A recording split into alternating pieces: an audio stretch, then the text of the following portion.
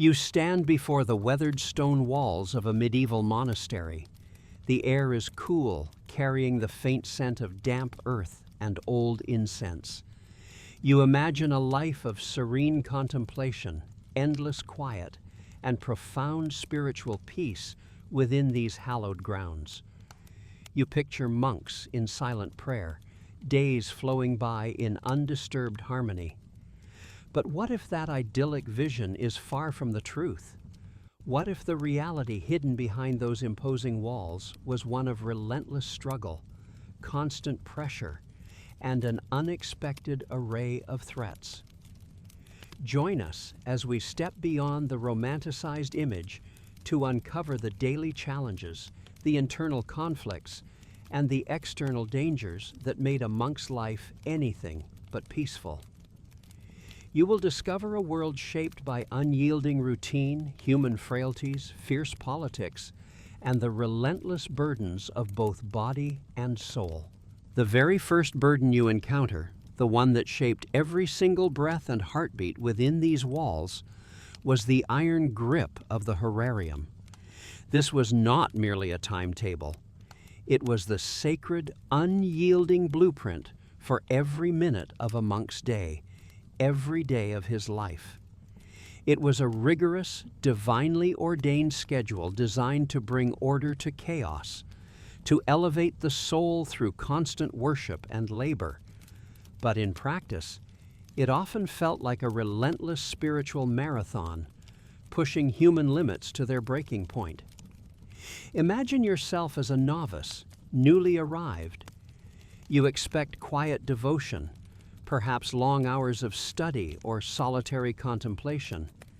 Instead, you are immediately plunged into a rhythm dictated by the rule of Saint Benedict, a comprehensive guide written centuries before, which established the horarium as the very backbone of monastic existence.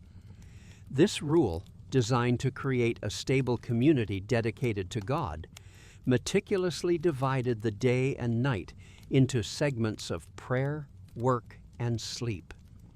There was no room for individual preference, no allowance for personal inclination.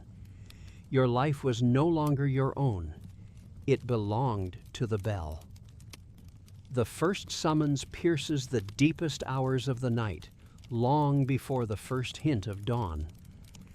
While the outside world sleeps in darkness, you are abruptly jolted from your meager sleep. It is the time for vigils, also known as matins. You hear the deep tolling of the bell, a sound that vibrates through the very stone of the dormitory, a command that cannot be ignored. Shivering in the cold, you rise from your straw pallet. The air bites with the chill of pre-dawn.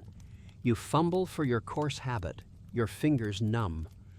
The silence of the dormitory is broken only by the rustling of other monks, also stirring, their breaths misting in the frigid air.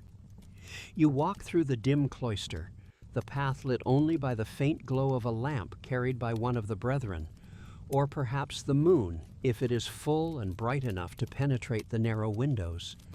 Your footsteps echo on the flagstones, a sound swallowed by the vastness of the empty corridors.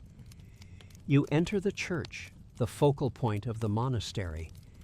It is cold, darker than the outside world now, lit by a few flickering candles. Your eyes slowly adjust, discerning the shapes of your brothers already kneeling in their stalls. For the next 2, sometimes 3 hours, you will stand, kneel, and chant.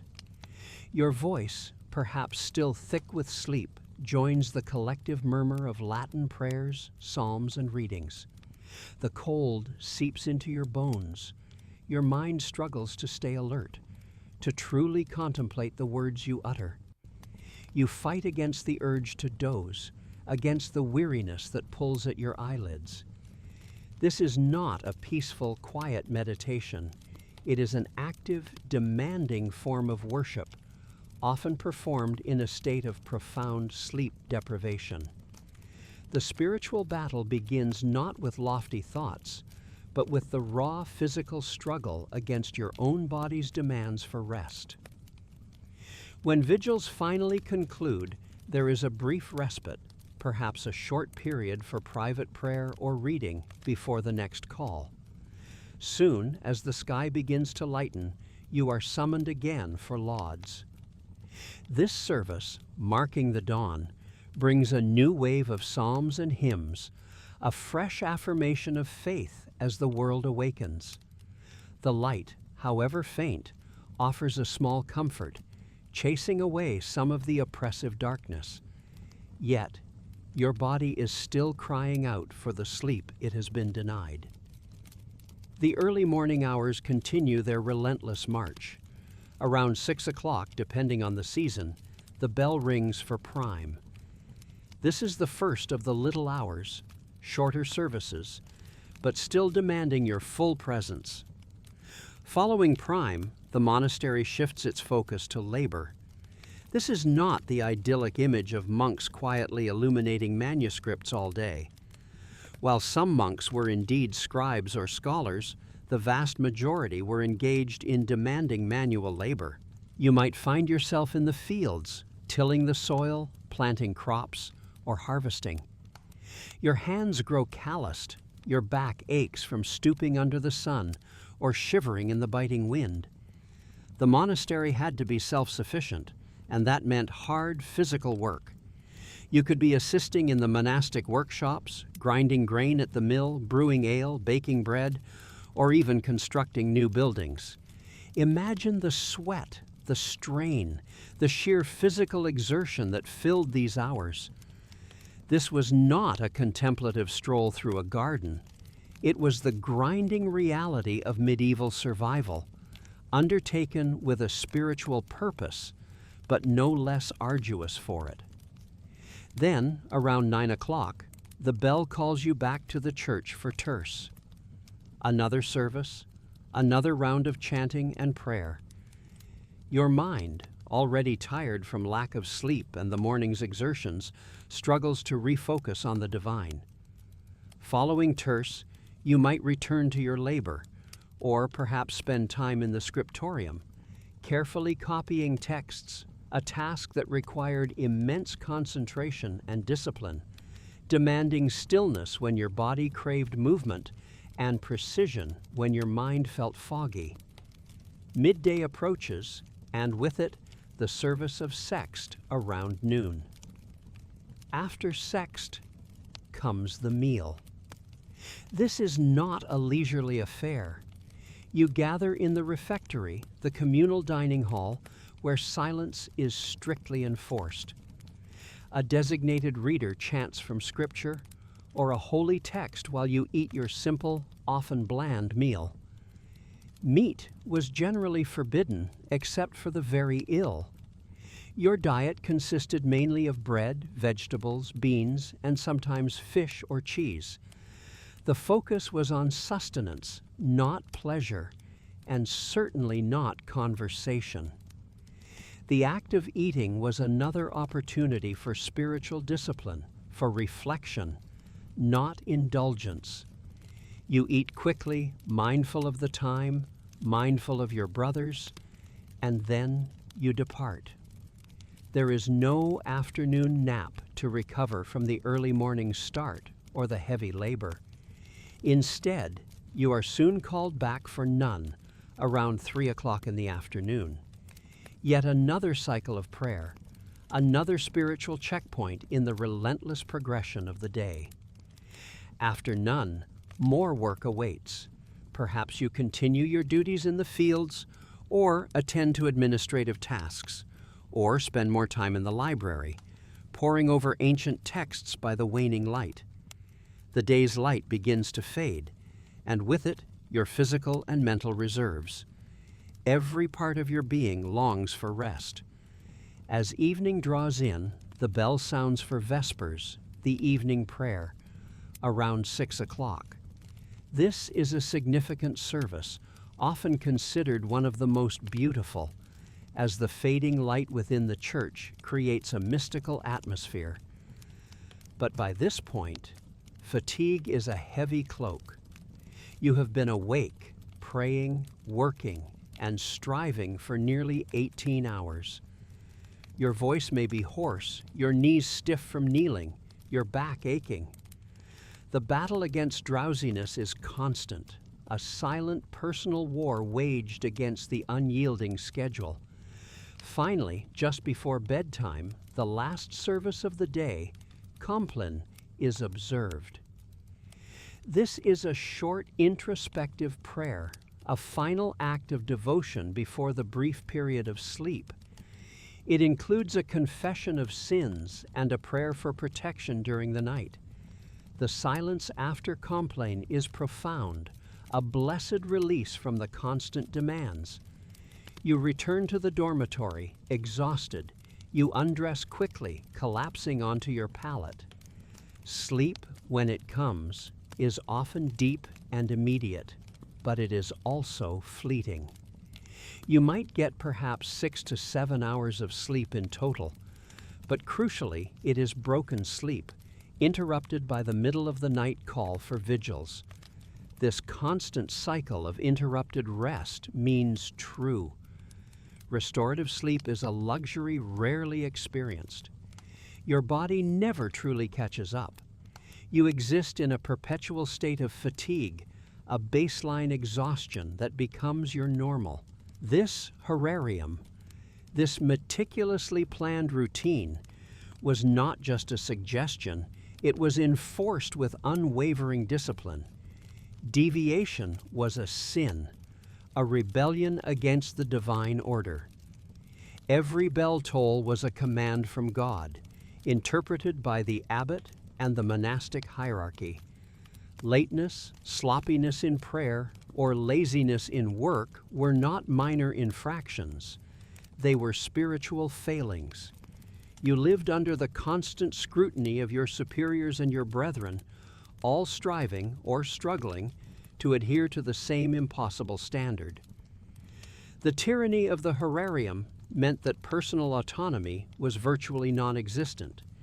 There was no me time, no opportunity for spontaneous thought or action. Every hour was accounted for, every activity prescribed. Your body, your mind, your very will were subjugated to the monastic clock. This was designed to mortify the flesh, to humble the ego, to break down individual desires in favor of communal divine service. But for many, it was an immense psychological and physical strain. Consider the practicalities. The changing seasons meant different hours of daylight, yet the services had to remain fixed relative to the sun. This required adjustments, sometimes meaning even earlier starts or longer periods of darkness. Imagine the deep winter, rising in the bitter cold of 2 in the morning, when the outside world is in its deepest slumber, when your body cries out for warmth and rest, or the long summer days, where the work in the fields stretched almost endlessly between the liturgical hours. Illness offered little reprieve. A monk might be excused from certain duties, but the core services of the horarium often remained. You would still be expected to attend vigils, even if you were feverish, to show your devotion and adherence to the rule. The sheer physical resilience required to maintain this schedule day in and day out for decades was extraordinary. It pushed the human body and spirit to their absolute limits. This unyielding routine, while intended to foster spiritual growth and a closer relationship with God, also created a breeding ground for exhaustion, resentment, and profound internal conflict. How could one find peace when constantly battling the most basic human needs for rest, warmth, and personal space? How could one achieve serene contemplation when the body was in perpetual rebellion and the mind was often too tired to focus? The horarium was a magnificent feat of spiritual engineering, a system designed to transform ordinary men into living saints. But for the men who lived it, day after day, year after year, it was a source of constant grinding pressure. It was the first and perhaps most pervasive reason why life within those ancient walls was anything but peaceful. You were not just a monk, you were a cog in an immense divine machine, and the gears never stopped turning. The gears of that divine machine never stopped turning, and you, the monk, were expected to turn with them. To be a perfect cog, however, required more than just physical endurance. It demanded the systematic dismantling of your very self, a profound internal revolution that sought to extinguish the individual and reshape you into an instrument of God. This was the quiet, insidious warfare waged not on battlefields, but within the silent confines of your own mind. This was why the peace you sought in the monastery often remained stubbornly out of reach. Imagine the day you walked through those ancient doors, carrying with you not just a few humble possessions, but a lifetime of identity. Your name, your family, your ambitions, your dreams, your quirks, your very sense of self.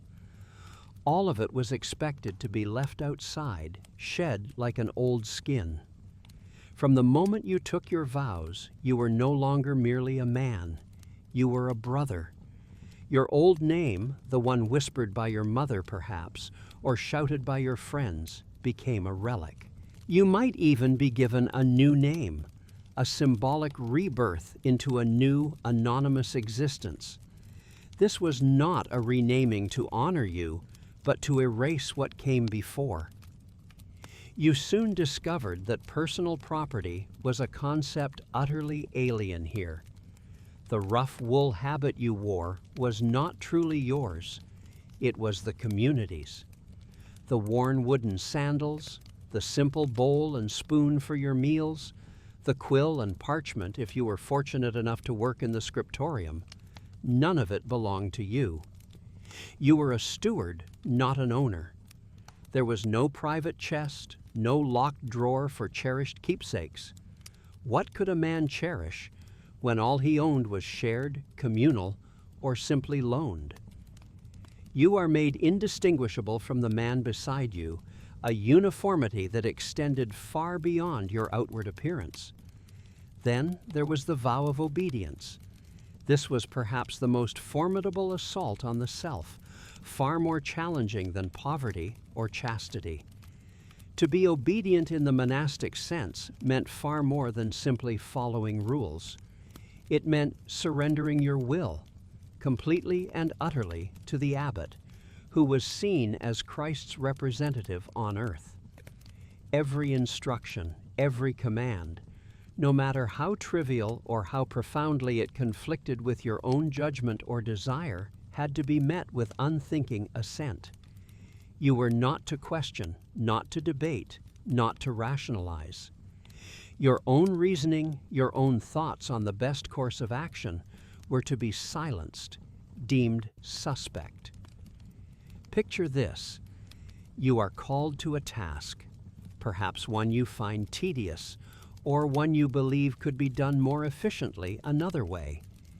Your mind begins to formulate an alternative, a better path. But before the words can even form on your lips, you catch yourself. The rule dictates absolute submission. To offer a different opinion, even if it were objectively better, would be an act of pride, an assertion of your own will above that of your superior. So you swallow your thoughts, you quell the rising impatience, and you obey. Day after day, year after year, this constant suppression of your own judgment, your own preferences, chips away at your autonomy. You are trained to extinguish the voice of your own volition, to become an echo of the abbot's command. What happens to the self when its capacity for independent decision is systematically removed? It retreats, it atrophies, it ceases to be a guiding force. The silence that pervaded much of monastic life further amplified this internal battle. The great silence, observed during the night, and often extended throughout many hours of the day, meant that idle chatter, casual conversation, or even the sharing of personal thoughts was strictly forbidden. You communicated through gestures, through necessity, or through the ritualized responses of prayer. This silence was meant to foster contemplation, to turn your gaze inward towards God, but it also served as a powerful suppressor of individual expression. Without the outlet of speech, emotions, frustrations, and doubts had no easy release. They simmered within, intensifying the internal pressure. You learn to move through your day, surrounded by dozens of men, yet in profound isolation. Your private world, your inner thoughts, become the only space where you truly exist as an individual. But even this sanctuary was not entirely safe. The practice of frequent confession, not just for grave sins, but for every minor failing, every wandering thought, every flicker of envy or pride, meant that your inner landscape was meant to be laid bare. You were encouraged to be relentlessly self-critical, to scrutinize every impulse, every fleeting fantasy. This constant vigilance, this meticulous examination of your conscience, could be an agonizing process. You become your own tireless inquisitor, forever searching for imperfections, forever striving for an unreachable purity. This meant that even your thoughts, the last bastion of your individuality, were subject to intense scrutiny and self-judgment. The ideal of monastic humility demanded a continuous process of self-abasement. You were to regard yourself as the lowest, the least worthy, a sinner striving for grace. If praised, you were to deflect it. If criticized, you were to accept it without complaint, seeing it as an opportunity for spiritual growth. To actively diminish yourself, to believe truly that you were less than your brothers, was a profound psychological challenge. It meant actively battling any sense of personal achievement, any spark of pride, any inkling of self-worth that might arise. The ego, that core sense of self-importance, was not just to be tamed, but annihilated. You were taught that true peace came from seeing yourself as nothing, a vessel for God's will, utterly devoid of personal merit. And then there was the vow of chastity, the constant grinding battle against the most fundamental human desires. Beneath the rough cowl and the layers of spiritual discipline, you were still a man, subject to the natural stirrings of the body, the powerful currents of human affection and longing. To deny these instincts entirely, to constantly wrestle with the flesh, was a source of profound internal conflict. Every flicker of desire, every memory of a past life, every unbidden fantasy became a temptation to be resisted, a sin to be confessed, a sign of your own spiritual weakness. This was not a battle fought once and won. It was a perpetual war waged every hour of every day, often in the lonely watches of the night. The constant suppression, the feeling of guilt for natural urges, the relentless striving against your own biology exacted an enormous psychological toll. It fostered a deep disjunction between mind and body, a sense of perpetual dissatisfaction with your own humanity. This cumulative effect, the renunciation of name and possessions, the absolute surrender of will, the enforced silence, the relentless self-scrutiny, the active suppression of ego, and the unending struggle against desire, was designed to break the individual down, to purify the self by crushing it.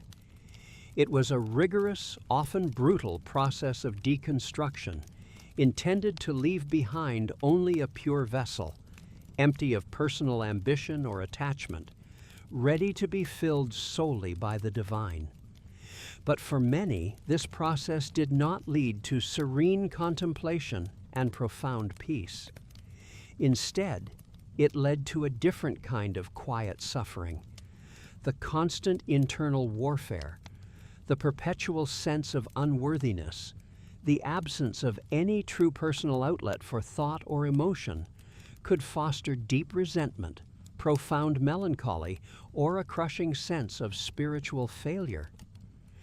The pressure to conform, to extinguish every spark of individuality, was immense. The ideal was a unified soul, perfectly aligned with God's will. The reality for many was a soul torn apart, perpetually battling itself, searching for a peace that forever seemed just beyond reach within those ancient hallowed walls. You were no longer just a monk. You were a battleground. The battleground was not only within your own soul. Step beyond the echoing silence of your cell, past the murmuring confessionals, and you would find the hallowed grounds of the monastery concealed a different kind of warfare.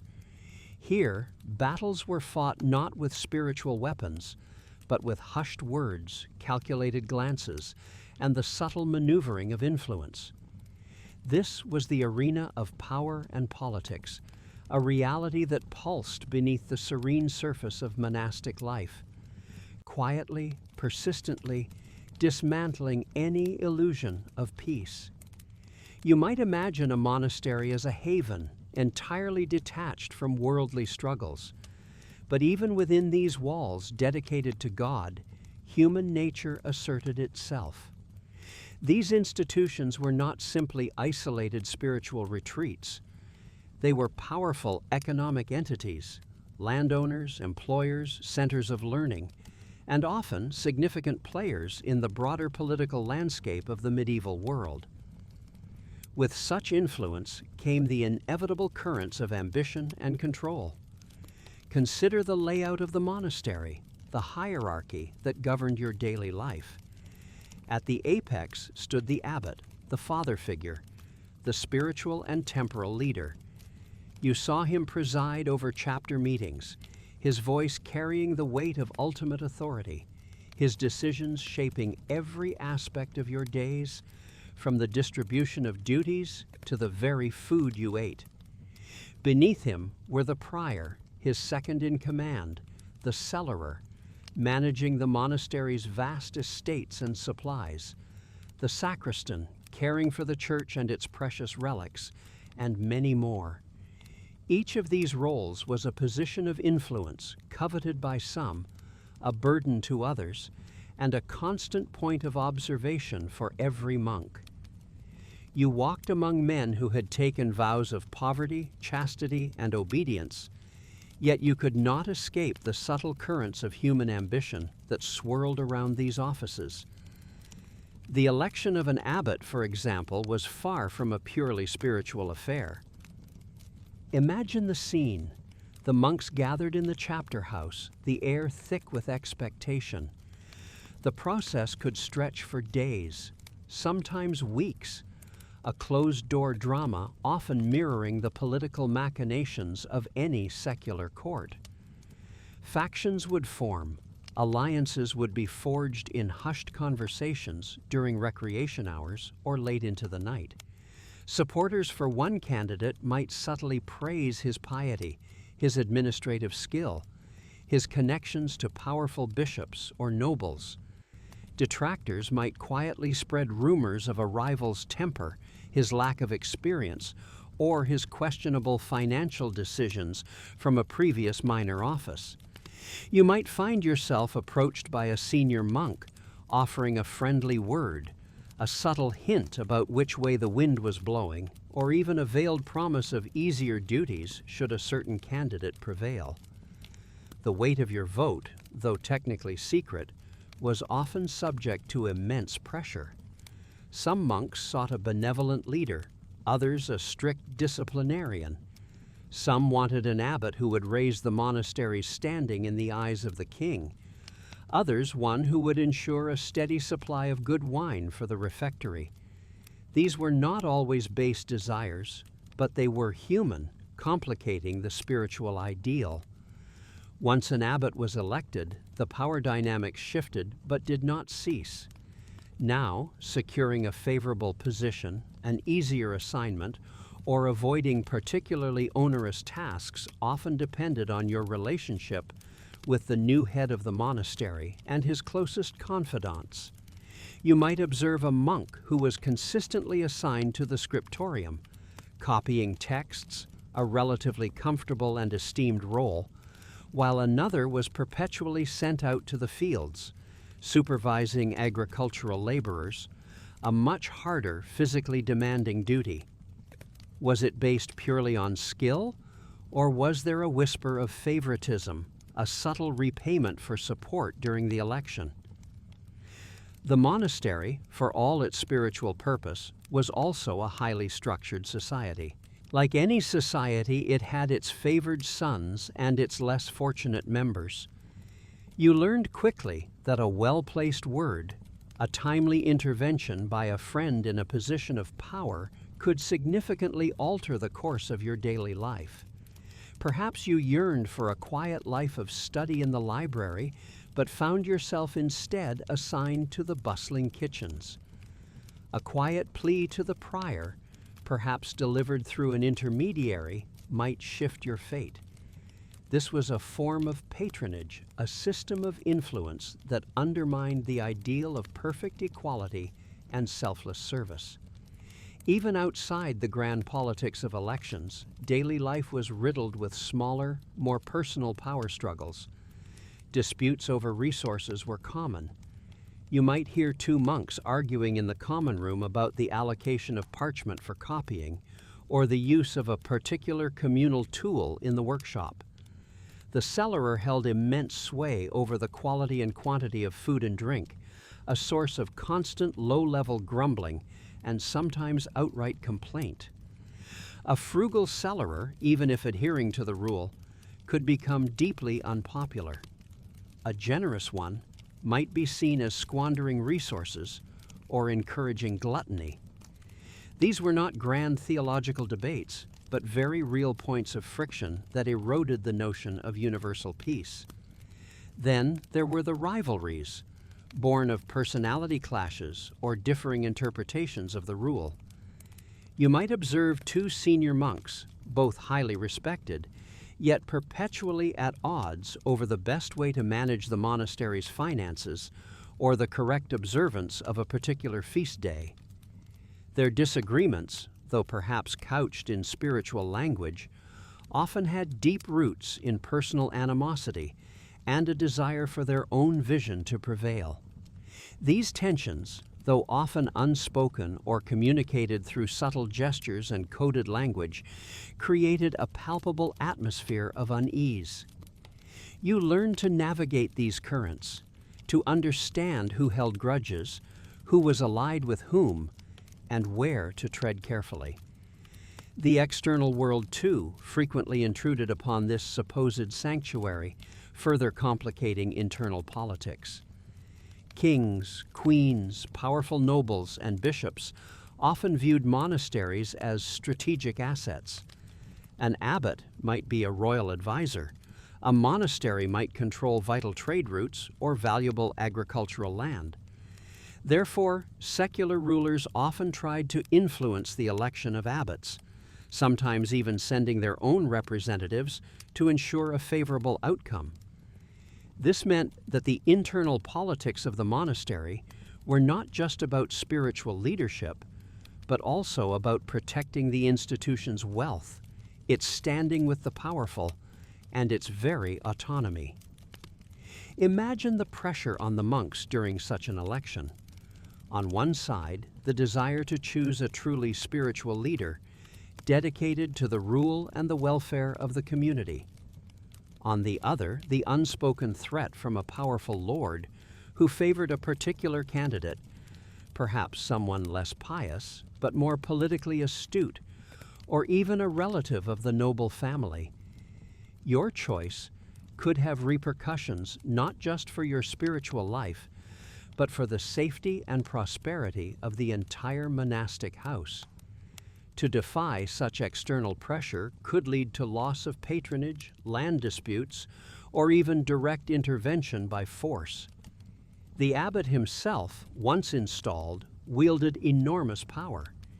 He was not merely a spiritual guide. He was effectively a feudal lord governing a small kingdom. He could assign punishments, from minor penances to severe floggings, or even permanent solitary confinement in the monastery's prison. He could grant privileges, from extra food rations to permission for a monk to travel outside the walls.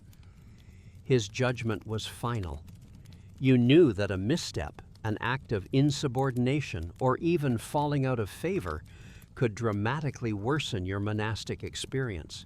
The constant awareness of this power, the need to remain in the abbot's good graces, or at least avoid his wrath, created a subtle but pervasive tension. This was not the peaceful, egalitarian brotherhood often depicted. It was a hierarchical system, prone to all the complexities and frailties of human governance. The ideals of poverty, chastity, and obedience were meant to transcend these worldly concerns, but the reality of institutional life often brought them into direct conflict. You might witness a monk, dedicated to spiritual purity, forced to compromise his beliefs for the good of the community, or simply to survive the political currents. The struggle for spiritual peace was compounded by the struggle for a measure of security and comfort within the very institution that promised it. So, as you knelt in the choir, chanting the divine office alongside your brothers, you were aware that beneath the harmonious voices, beneath the outward display of piety and unity, there were always whispers. Whispers of ambition, whispers of discontent, whispers of alliances and rivalries.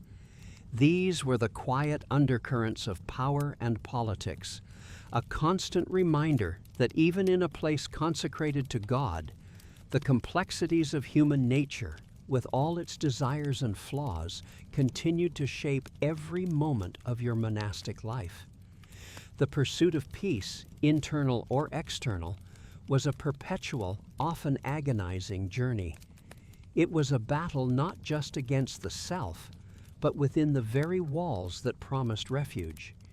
Yet, even as you navigated the intricate dance of human ambition and spiritual longing inside the monastery, an even greater array of threats constantly loomed just beyond the cloister walls. The refuge you sought was often a target, and the peace you yearned for was perpetually under siege from a world steeped in chaos, disease, and relentless violence. The very stones that promised sanctuary were often forced to bear witness to brutality, hunger, and death, not from within, but from the relentless pressures of the medieval world outside. Imagine for a moment the monastery not as a serene retreat, but as a beacon of wealth in a landscape often defined by scarcity. Its fertile lands, its well-stocked granaries, its precious relics, its gold and silver chalices. These were not just symbols of God's favor, but irresistible temptations for the desperate, the greedy, and the powerful. You might rise with the sun, expecting the quiet rhythm of prayer and work, only to be jolted awake by the shrill cry of a watchman or the distant thud of horses' hooves. This was the peril of plunder, a constant shadow cast over monastic life. Bandits, roving mercenaries, dispossessed knights, or even rival lords seeking to extend their power, saw the monastery as a prize, ripe for the taking. One day you might be tending your herbs in the garden, and the next you are barricading the gates, preparing for an assault. The peace of your spiritual duties would be shattered by the clanging of swords, the splintering of wood, and the shouts of men bent on destruction. Monasteries, despite their holy purpose, were often fortified out of necessity. You would see strong walls, watchtowers, and sometimes even a moat, features that spoke not of contemplation, but of defense. You might find yourself, a man dedicated to God, standing sentinel, peering into the darkness, armed not with a prayer book, but perhaps with a crude spear or a heavy club, ready to defend your home and your brothers. The treasures that adorned your altar, the sacred texts lovingly copied in the scriptorium, the very food that sustained your community, all could be swept away in a single brutal raid. Relics, believed to be the tangible link to the saints, were especially coveted, not only for their spiritual power, but also for the prestige and pilgrims they attracted, making them valuable targets. The loss was not just material. It was a devastating blow to the community's spirit, its sense of security, and its connection to the divine. Beyond mere bandits, monasteries were also frequently caught in the crossfire of larger wars. Feudal lords might use a monastery as a temporary fortress, quartering their troops within its hallowed walls, consuming its resources and desecrating its sacred spaces. Kings and emperors might demand financial contributions or billet soldiers, turning your quiet cloister into a bustling, often boisterous military camp. You might hear the clang of armor in the nave, or the coarse laughter of soldiers echoing in the refectory, where once only solemn silence reigned. Your community could be forced to choose sides in a bloody conflict, earning the enmity of the losing party and suffering the consequences of a siege or retaliatory destruction. The very buildings you called home, built with generations of pious devotion, could be reduced to rubble in a single afternoon of strategic bombardment or wanton destruction. The ideal of monastic neutrality was a fragile thing, often shattered by the brutal realities of power politics and armed conflict. And then there was the invisible enemy, more insidious and often more devastating than any human foe: disease. The Middle Ages were a time of rampant pestilence, and monasteries, with their communal living, shared eating spaces, and frequent interaction with the outside world, through pilgrims and alms-seeking poor, were not immune. Quite the opposite. They often became breeding grounds for illness. Imagine the horror when the first brother falls ill. A cough, a fever, then the telltale blackening of the skin. The Black Death, when it swept across Europe in the 14th century, did not spare the pious. It stalked through the cloisters and chapels, claiming lives indiscriminately. You would see your brothers, one by one, succumb to the relentless sickness, their beds in the infirmary filling faster than you could empty them. The daily offices would grow quieter, the choir stalls emptier, as the plague took its terrible toll. The communal nature of monastic life, usually a source of strength, became a weakness. The very acts of care and comfort of tending to the sick exposed the healthy to infection. Abbots, prior, and even the youngest novices fell, leaving leadership gaps, disarray, and profound grief. Libraries, scriptoria, and workshops, once bustling with activity, would fall silent. Essential skills would be lost overnight, the carefully preserved knowledge of generations vanishing with the breath of a dying brother. The monastery's economy would collapse as laborers perished, fields lay fallow, and income from pilgrims and tenants dried up. The spiritual crisis was profound. How could God allow such suffering to befall his dedicated servants? Doubts would gnaw at your soul, even as you offered prayers for the dying and the dead, praying you would not be next. The scent of death, of burning herbs meant to purify the air, would cling to the very fabric of your life for months, perhaps years. Beyond the great pandemics, smaller but equally potent waves of famine and natural disaster constantly threatened the monastery's stability.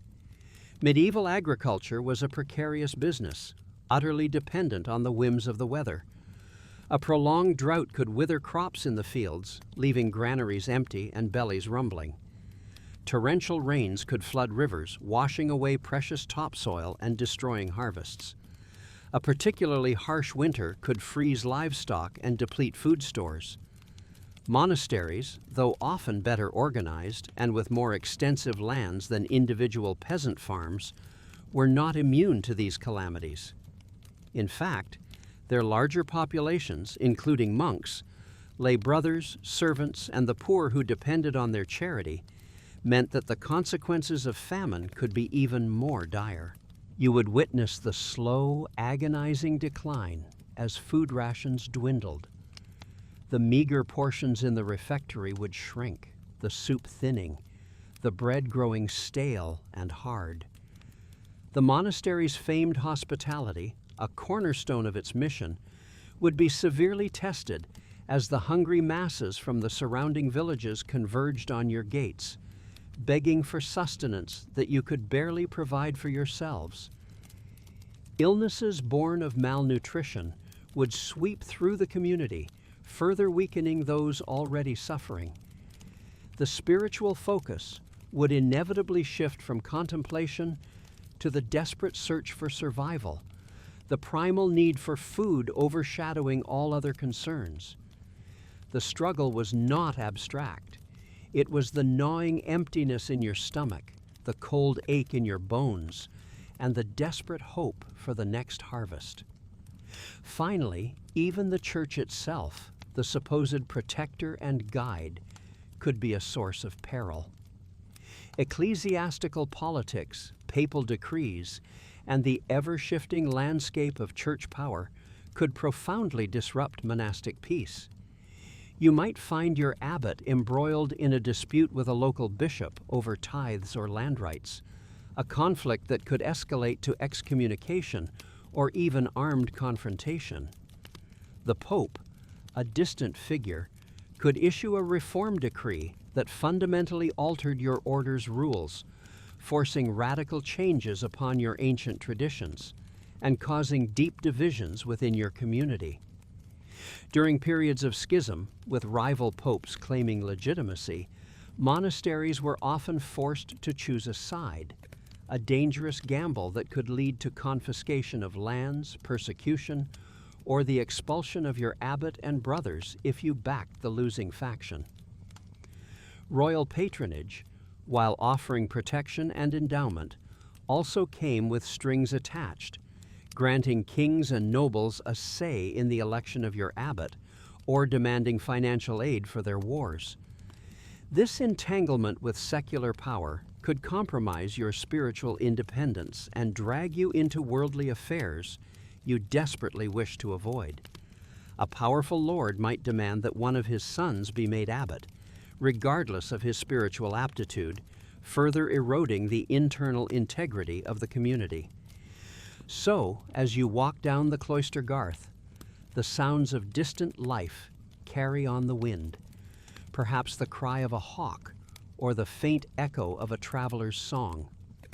But sometimes, those sounds were far more menacing. The medieval monastery, far from being an isolated island of tranquility, was a microcosm of its turbulent age. Its walls, while offering some protection, were permeable barriers, constantly challenged by the forces of human greed, widespread conflict, devastating disease, brutal famine, and the often capricious demands of the church hierarchy itself. Life here was not a peaceful retreat from the world, but a constant, arduous struggle to maintain faith, community, and sheer survival against a relentless tide of external perils. The pursuit of sanctity was often intertwined with the harsh realities of a world that refused to leave you undisturbed. The external world, with its clamor and chaos, might have been kept at bay by stone walls and monastic discipline, But another, far more insidious battlefield awaited you within. While bandits and lords might threaten your physical survival, here, in the quietude of your cell, or during the long hours of silent prayer, your very soul faced its own relentless gauntlet. This was not a struggle against flesh and blood, but against principalities and powers, against the spiritual wickedness that monks and nuns believed lurked in the unseen realms, constantly seeking to undermine their sacred vows. You sit upon your rough wooden stool, the faint light of a flickering lamp casting dancing shadows on the plastered wall. The air is cold, carrying the scent of damp stone and old parchment. The silence should be a balm, a sanctuary for contemplation, yet it can also become a magnifying glass for your own mind. In this profound quiet, the echoes of the world you left behind refuse to dissipate. You remember the warmth of a family hearth, the laughter of children, the taste of forbidden foods, the allure of worldly comforts. These memories, once distant, now press close, vivid and insistent, whispering doubts into the chambers of your heart. Perhaps you recall the pride you once felt in a fine garment, or the satisfaction of an eloquent argument. Now, stripped of such vanities, you find new forms of pride rearing their heads. Spiritual pride, the subtle conceit that you are more devout, more disciplined than your brothers or sisters. You judge their failings, you silently congratulate yourself on your own perceived strengths, and in doing so, you stumble. For the monastic life, above all, demanded humility, a constant emptying of self, and the very act of seeking perfection could become a trap of the ego. The struggle against the body was equally fierce. You vowed chastity, yet the human form, with its inherent desires, does not simply cease to be. The long hours of fasting, the meager diet, the lack of sleep as you rise for matins in the dead of night, all these disciplines were meant to subdue the flesh, to make it a servant of the spirit. Yet, paradoxically, the very act of deprivation could amplify the body's demands. Hunger gnaws, not just for food, but for sensation, for comfort, for release. You might find your thoughts straying, replaying old images, wrestling with urges that you believed you had left at the monastery gate. Each battle lost, each moment of wandering thought felt like a personal failure, a betrayal of your sacred oath. This was not simple laziness, but a profound spiritual weariness, a crushing sense of ennui and despair that could strike you even in the midst of your most fervent prayers. You might find yourself unable to concentrate, your mind drifting aimlessly, your heart cold and indifferent to God. The endless repetition of psalms becomes a monotonous drone. The beauty of the sacred texts seems to vanish. You question the purpose of it all. Why endure this rigorous life? Is salvation truly found here? Is God even listening? Acedia brought with it an irresistible urge to flee, to escape the confines of the cloister, to seek a different life, any life that promised relief from this spiritual aridity. You might become restless, constantly shifting in your seat, unable to find comfort or peace. You might yearn for the bustling activity of the market, the simple chatter of ordinary folk, anything to break the oppressive silence and the relentless introspection. This was a critical test of your perseverance, for to succumb to acedia was to risk abandoning your vocation entirely, a perceived damnation in the eyes of your community, and, more terrifyingly, in your own soul. Then there was despair, a shadow that often followed in acedia's wake. The constant self-examination, the unwavering focus on sin and imperfection, the belief in your own unworthiness, could all converge into a profound sense of hopelessness. You confess your sins repeatedly, perform penance, strive for amendment, yet the imperfections persist, the temptations return.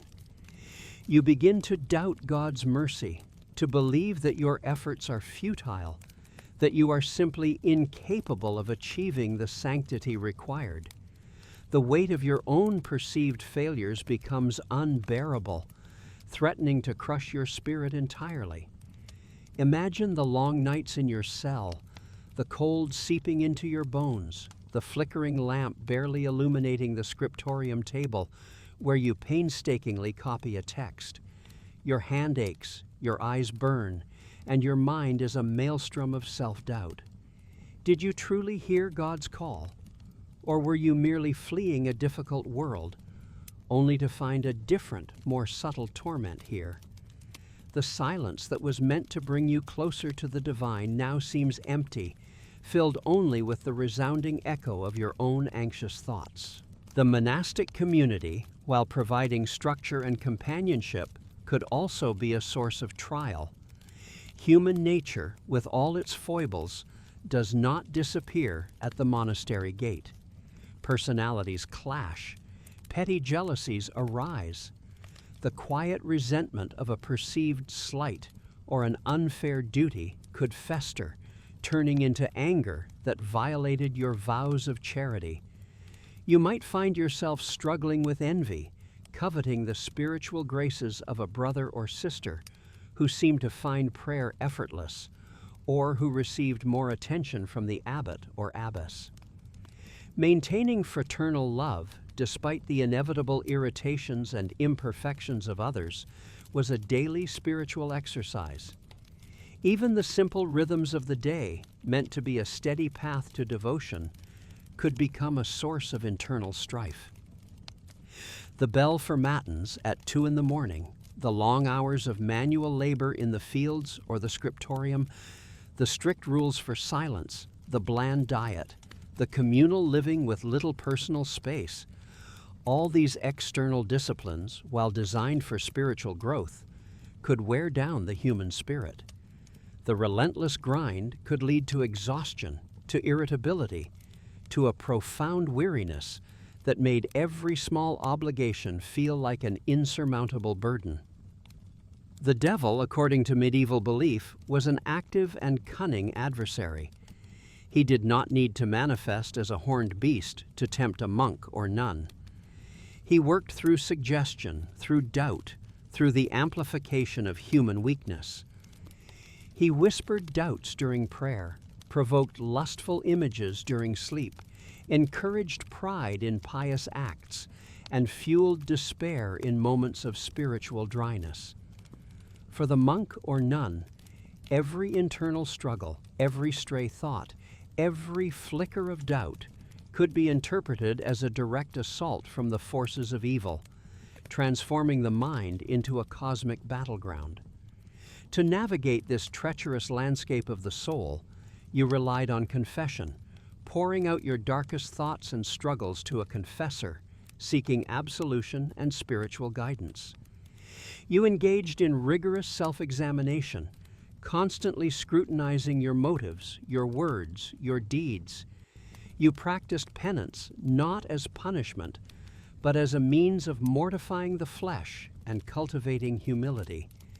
And above all, you prayed, not always with fervor, but with persistent, sometimes desperate hope that God's grace would sustain you through the darkness.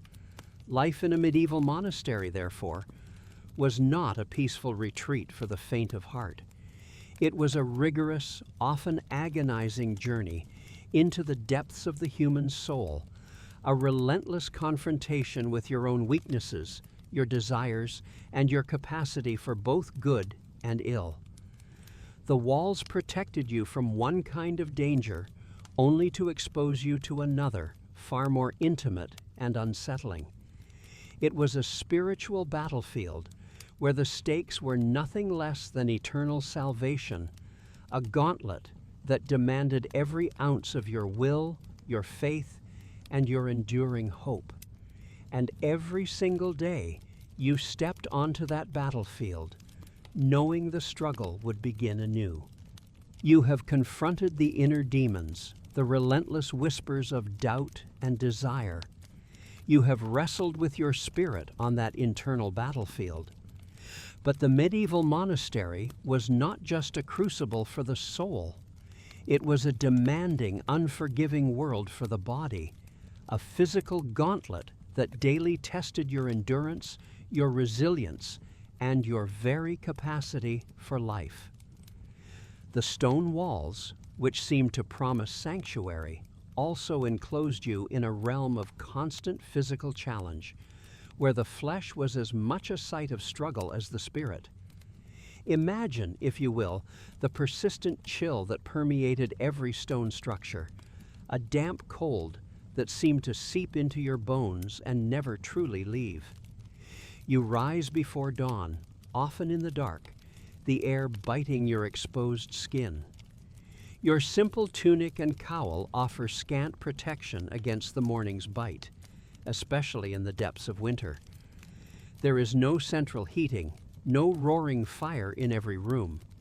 Heat is a luxury, confined mostly to the calefactory, a designated warming room, or the kitchen. For much of the day, you rely on the warmth generated by your own exertion and the close proximity of your brethren. Your days are not solely spent in prayer and contemplation, though those are paramount. A monk's life, as dictated by Saint Benedict, was also one of labor, a practical necessity for self-sufficiency, and a vital discipline against idleness. You might find yourself in the fields, the soil cold and heavy beneath your bare hands or rough gloves.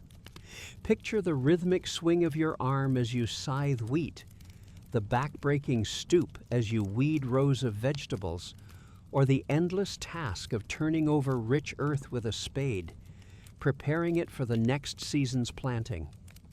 This is not gentle gardening.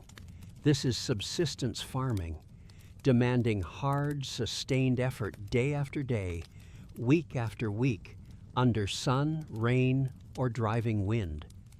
Perhaps your role lies in the monastery's construction or maintenance. You might be hauling heavy stones from a nearby quarry, the weight pressing down on your shoulders, your muscles straining with every step. You could be chopping firewood, the axe biting into tough oak or elm, splinters flying, your hands calloused and rough. Imagine the ceaseless need for water, drawn from a well or diverted from a stream, carried in heavy buckets to the kitchen, the refectory, the infirmary, and the lavatorium. Each task is physically demanding, repetitive, and often monotonous. Each movement is a testament to the fact that survival, even within these sacred walls, required constant, brute force effort. This relentless physical exertion takes its toll. Your joints ache from the damp and the labor. Your muscles are perpetually sore. Minor injuries are common: cuts, scrapes, sprains, bruises. Without modern antiseptics or pain relievers, these small wounds could fester, becoming sources of infection and prolonged misery. The constant strain on your back, your knees, your hands means that by the time you reach middle age, your body already feels older than its years. Each day you push through the stiffness, the fatigue, the constant thrum of discomfort that becomes an almost constant companion. Then there is the diet, designed more for spiritual discipline than for physical nourishment. Monastic meals were typically sparse and utilitarian, emphasizing simplicity and humility. You would primarily eat bread, often coarse and dark, made from barley or rye, the staple of every meal. There would be pottage, a thick gruel or stew made from grains, beans, and whatever vegetables could be grown in the monastery garden. Leeks, onions, cabbage, peas. Occasionally, on specific feast days or when available, you might have fish, a crucial protein source on days when meat was strictly forbidden, which was most of the time. Meat was a rare indulgence, generally restricted to the infirmary for the sick, or perhaps granted on special significant feast days. For the vast majority of your life in the monastery, your diet would be vegetarian, often vegan during periods of strict fasting, such as Lent or Advent. Imagine the repetitive taste, the dull texture, the constant feeling of never being entirely full. Hunger, a mild gnawing ache in your stomach, was a familiar sensation, a reminder of your vows, a form of ongoing penance. This limited diet, while simple and frugal, often led to nutritional deficiencies. Without a wide variety of fresh fruits and vegetables, and with protein sources largely restricted to legumes and occasional fish, conditions like scurvy or anemia could arise. Your body would slowly weaken, its resistance to disease compromised by the lack of essential vitamins and minerals. The food was enough to survive, but rarely enough to thrive, leaving you constantly a little run down, a little vulnerable. The living conditions themselves presented a direct threat to your well-being. Monasteries, especially in the earlier medieval period, were not paragons of hygiene. Sanitation was rudimentary at best. Latrines, often shared and simple pits, were frequently a source of disease. Fresh water for washing was precious and carefully rationed. Personal hygiene, while practiced, was not on par with modern standards. You would wear your habit for extended periods, perhaps only changing or washing it infrequently. Lice and fleas were common nuisances, an ever-present itch beneath your rough wool. You sleep in the dormitory, a large communal room with individual cubicles or simply beds lined up in a row. The air is often heavy and stale, especially at night when everyone is breathing within the enclosed space. Any respiratory illness, a common cold, a cough, would sweep through the community with alarming speed. Imagine lying awake in the dark, listening to the coughs and sniffles of your brethren, knowing that your turn might be next.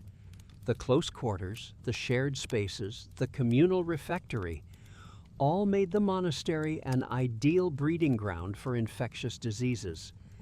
Illness was a constant, terrifying shadow. Fevers, dysentery, the sweating sickness, smallpox, tuberculosis, and later the dreaded plague, could decimate a monastic community.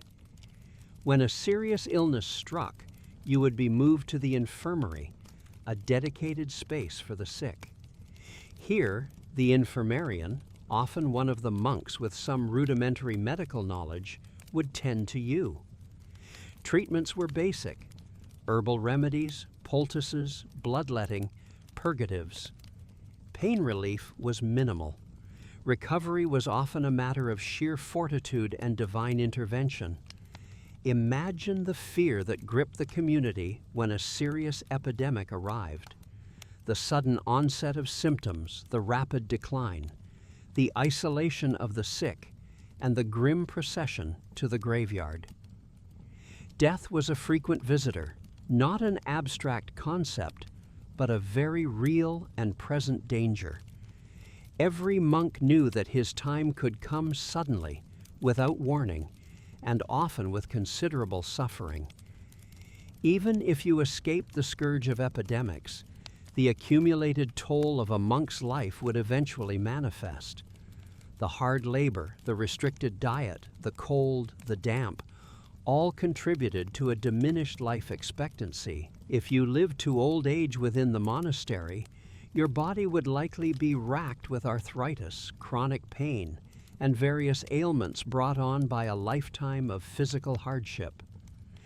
The infirmary would become your more permanent home, as you became too frail for the rigorous monastic schedule.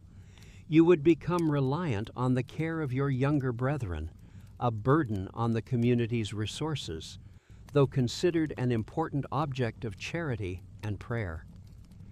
The path to salvation, therefore, was not solely a journey of the mind and spirit.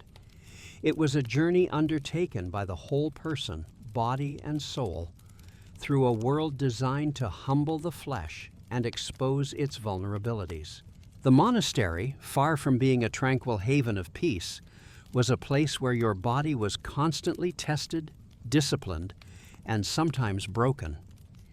It was a stark reminder that even within the most sacred of institutions, the physical world demanded its due, and suffering was often an unavoidable part of the divine plan. Your body, a vessel for your immortal soul, became another instrument of penance, another site of struggle in your relentless pursuit of grace.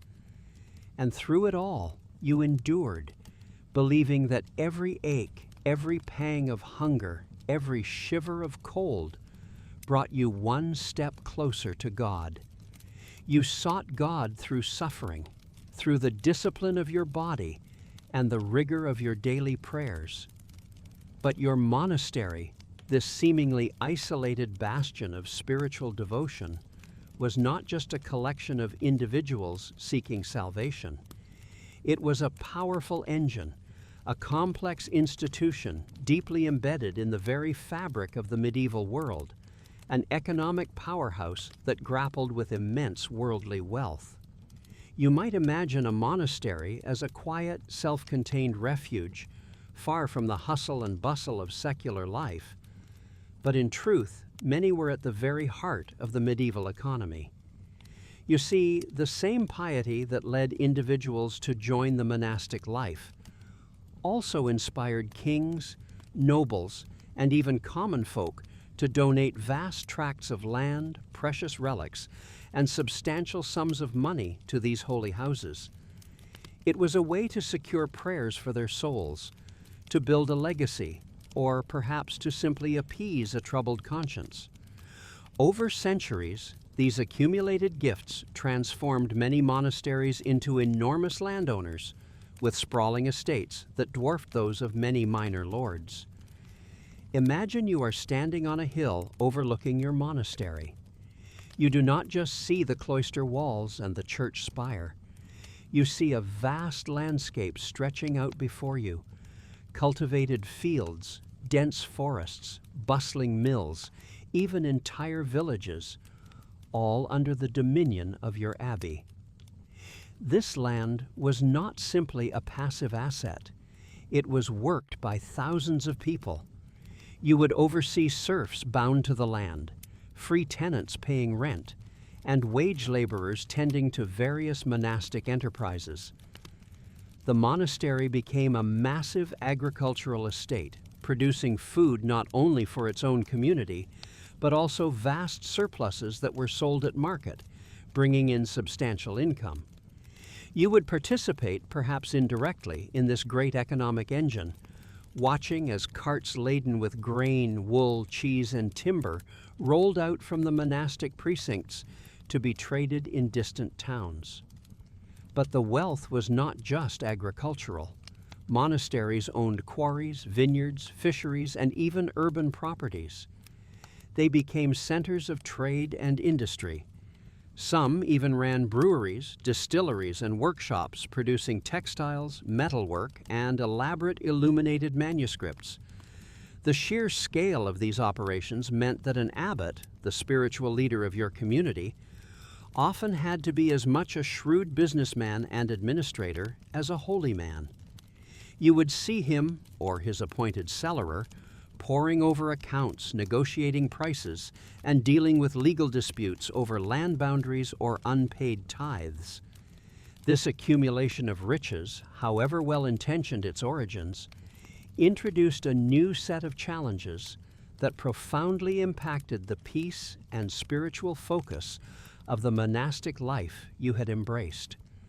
The vow of poverty, so central to your personal commitment, existed in stark contrast to the immense institutional wealth surrounding you. This tension was a constant undercurrent, shaping the reality of your daily existence. Think of the internal strains. You might have joined the monastery to escape the temptations and worries of the world, only to find yourself embroiled in a different kind of worldly concern. The management of such vast estates required a sizable administrative apparatus. There were stewards, bailiffs, reeves, and scribes, all working to maintain the monastery's economic interests.